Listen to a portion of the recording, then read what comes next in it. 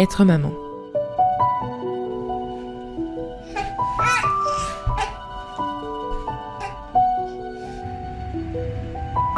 Être maman, c'est la chose la plus belle, mais aussi la plus difficile qu'il m'ait été donné de vivre. Être maman, c'est merveilleux. C'est l'amour fou. C'est l'amour avec un grand A.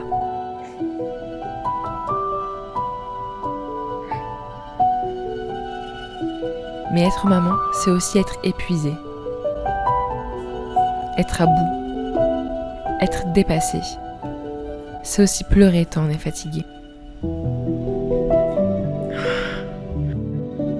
J'ai beau aimer mon fils de tout mon cœur, de tout mon être, de toute mon âme même. Mais parfois, je perds patience. Je prends face cam maintenant, je sais pas trop par où commencer. C'est difficile un peu de parler de ce que je vais parler. Tiens mon cœur.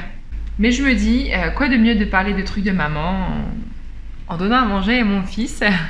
Nous sommes sur de la patate douce steak haché ce midi et ma foi, quand il en a envie, il aime bien. Tiens mon cœur. C'est quoi cette petite tête là? Il est où ton sourire mon cœur? Oh là là, tu préfères la compote toi.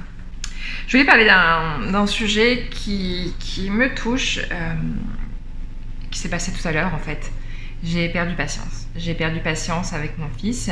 Il pleurait de fatigue, il voulait pas dormir, je le berçais, il voulait pas dormir, j'écoutais dans tous les sens, je le mettais dans son lit, pareil, pleurait, en fait non, il hurlait, dans mes bras aussi, enfin, c'était compliqué. Et nous, dans notre éducation, avec mon mari, nous avons décidé de ne pas le laisser pleurer. Nous l'accompagnons toujours dans ses pleurs, mais il y a des jours où c'est plus difficile que d'autres. Et aujourd'hui, notamment ce matin, c'était un jour plus compliqué qu'un autre. Comme je disais, il hurlait, je savais pas quoi faire, j'étais à bout en fait, j'étais à bout nerveusement. La fatigue physique, c'est quelque chose, et je la côtoie tous les jours, mais la fatigue nerveuse, c'est pire en fait. C'est vraiment pire parce que quand les nerfs lâchent, ça peut devenir dangereux. Ça peut devenir dangereux. Alors, je tiens à préciser que je n'ai jamais rien fait qui pouvait provoquer le danger de mon fils, hein, bien évidemment.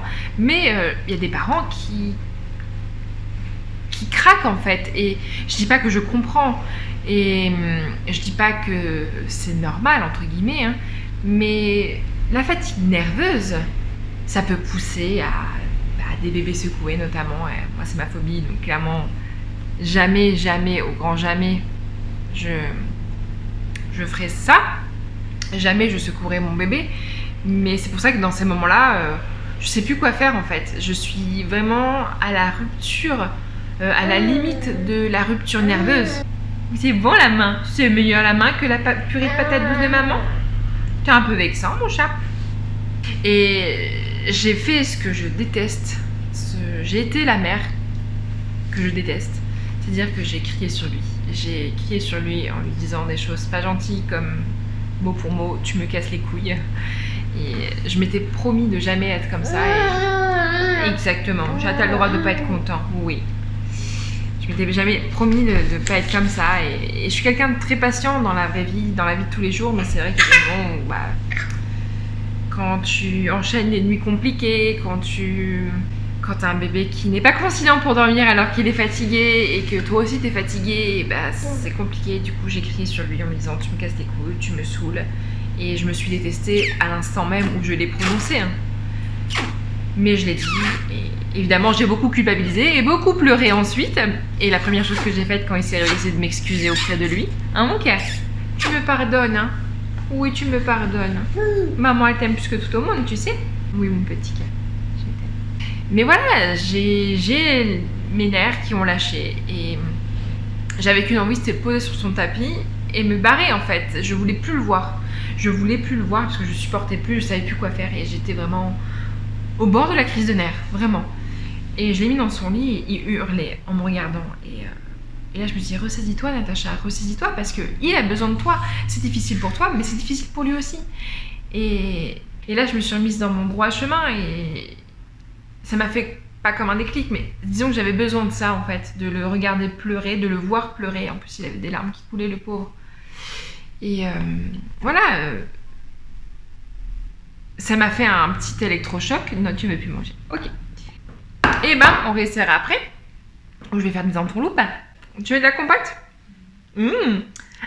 Ananas banane. Délicieux. Et c'est quand je l'ai vu pleurer, je me suis dit non Natacha, tu peux pas, enfin, tu craqueras plus tard, mais là il a besoin de toi. T'es sa mère, il a besoin de toi. Tu prends sur toi et tu fais ton devoir de maman. Donc j'ai pris sur moi et ça s'est bien passé finalement. J'ai pleuré ensuite, mais ça s'est bien passé. Il avait besoin de moi et voilà quoi, j'ai pris sur moi. Et c'est dans ces moments-là où je me sens vachement seule. Non, pas la chaussette. Ah. C'est dans ces moments-là où je me sens vachement seule parce que je me dis mais quel genre de mère? Est-ce que les mamans, on voit toujours les mamans parfaites en fait, sur les réseaux sociaux, à la télé, les mamans qui ne crient pas après leur bébé, et je me dis mais est-ce que je suis seule en fait? Est-ce que je suis la seule à craquer comme ça? Est-ce que je suis la seule à faire preuve d'autant de faiblesse d'un coup? Ma mère me rassure à chaque fois en me disant que non, que ça arrive à beaucoup de mamans, et de culpabiliser aussi parce que pour moi je pense que la maternité il y a un package complet. C'est-à-dire, il y a la maternité, il y a beaucoup d'amour, beaucoup de dévotion et beaucoup de culpabilité qui va avec. Et voilà, j'ai beaucoup culpabilisé d'avoir crié sur mon fils. Parce que je me dis, mais t'es nul en fait, t'es nul. Et en plus, tu te sens seule parce que tu te dis, il n'y a personne qui le fait, ou en tout cas personne qui le dit, qui dit le faire.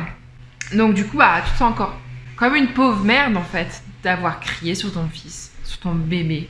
Et je pense vraiment que je suis pas la seule, mais c'est pas quelque chose, j'imagine que les mères sont fières d'avouer, mais je pense que c'est nécessaire d'en parler. Parce qu'être une maman, c'est vraiment pas facile. C'est beaucoup d'amour, vraiment. C'est un amour qu'on ne peut pas connaître si on n'est pas maman, ou papa, peu importe. C'est beaucoup d'amour.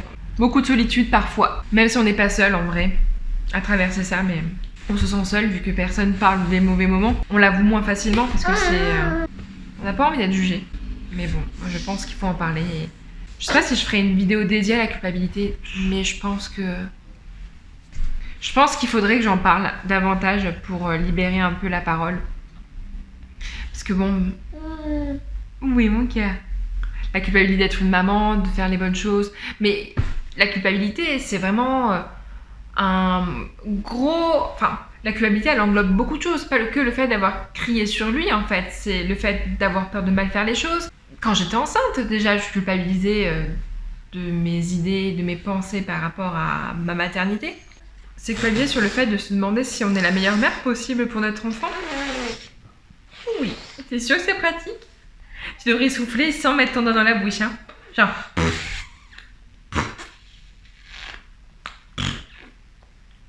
D'accord, tu essaies de siffler peut-être. Est-ce que je fais les choses suffisamment bien pour mon fils? Est-ce que je suis la meilleure mère possible pour lui? Il mérite que je sois la meilleure mère possible, mais je suis pas parfaite. Et des fois, je me dis, mais je suis pas assez bien pour lui, je suis pas assez bien, il mériterait quelqu'un de mieux. Et ça me tue de penser ça me fend le cœur de penser ça, parce que je me dis, moi je suis pas assez bien pour lui. Et à côté de ça, moi je l'aime de tout mon cœur, donc ça me rend triste de penser ça.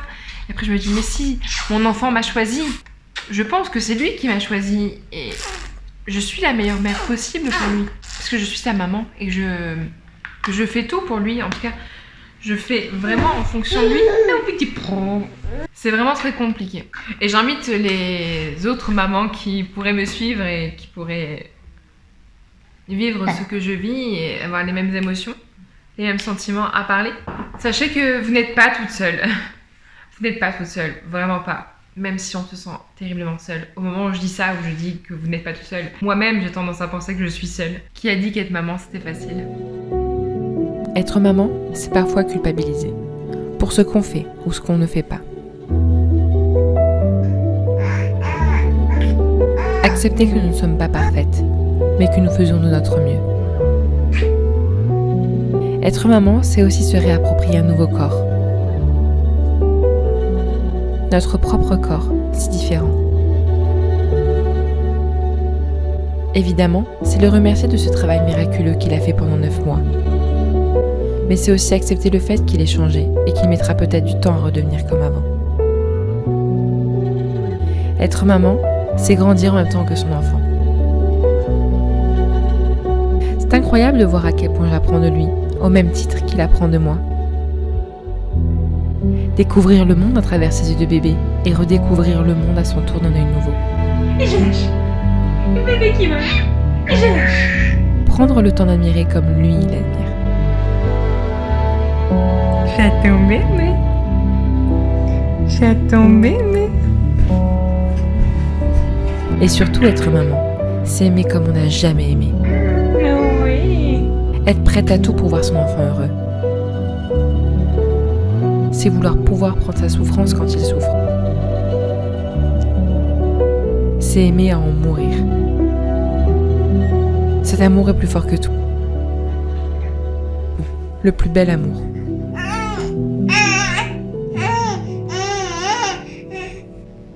L'amour infini.